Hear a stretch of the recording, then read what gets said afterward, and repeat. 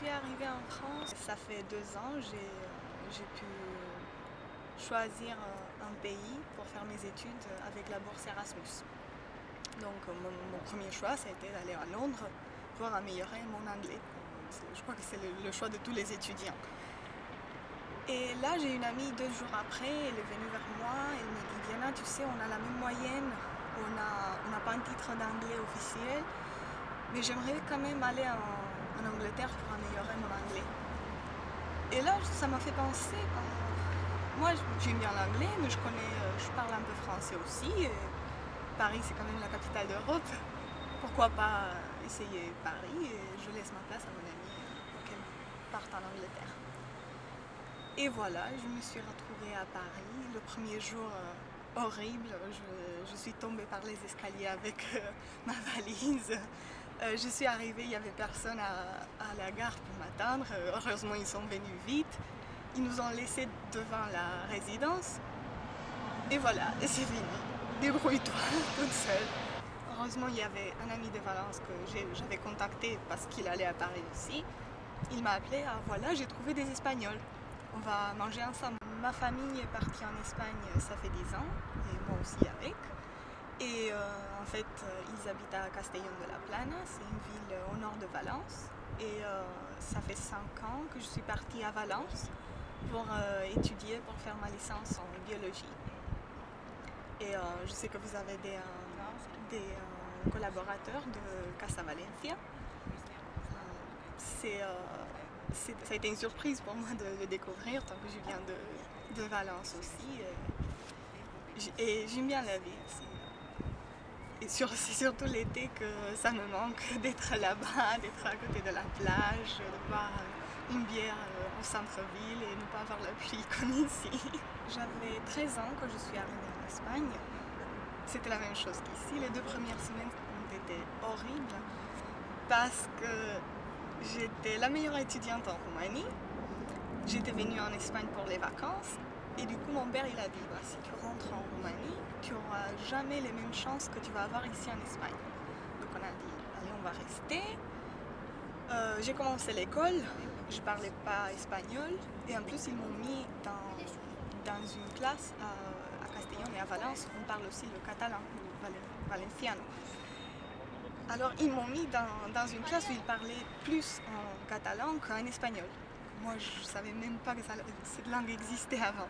Donc du coup je ne comprenais rien. Je ne savais pas comment faire mes devoirs parce que je ne comprenais pas qu'est-ce qu'ils me demandaient. Les profs ils essayaient beaucoup de m'aider, mais si je ne savais pas, je ne savais pas. Donc du coup au début c'était horrible. On a même pensé à m'envoyer en Roumanie toute seule pour continuer mes études parce que je n'en sortais pas. Mais après, avec l'aide des profs, l'aide de mes amis, j'ai eu la chance d'être la seule roumaine dans cette classe. Donc du coup, j'ai dû forcément m'adapter. Et avec leur aide, j'ai pu m'en sortir et j'ai eu même les meilleures notes de ma carrière, la première année en Espagne. J'ai une amie, ma meilleure amie, elle me dit « Mais j'aurais jamais dit que tu étais roumaine, tu as perdu ton accent. Et comment ça se fait ?»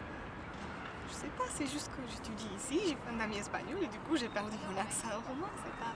Non, moi je voyais quelque chose, mais je me disais c'est les gens de Valence qui parlent un peu plus différents que ceux de Madrid ou Albacete ou ailleurs en Espagne. La première fois que je rencontrais quelqu'un ici en France, je ne disais pas d'où je venais, ou s'il me demandait d'où tu viens, je viens d'Espagne. Je viens avec une bourse espagnole, je viens d'Espagne. Et c'était surtout pour éviter des mauvaises blagues ou pour éviter d'éloigner la personne que je rencontrais juste parce que j'étais de nationalité roumaine. Après, bien sûr, si quelqu'un me demandait, je sais pas, tu es né où, quelles sont tes origines, ou je connaissais un peu mieux la personne, je pouvais me sentir libre de dire bah, oui, je suis née en Roumanie, je suis partie en Espagne, voilà mon histoire. Je me sens plus chez moi ici qu'en Espagne. Et c'est pas à niveau des gens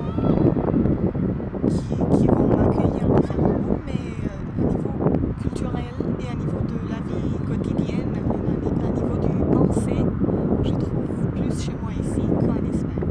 Ils ont été très gentils avec moi en Espagne, mais c'est tellement différent, même la nature, même les fleurs, même Je sais pas, les saisons, c'est tellement différent de Roumanie que je me sens pas vraiment chez moi. Et c'est aussi niveau compétitivité que je trouve que je me sens mieux ici qu'en Espagne.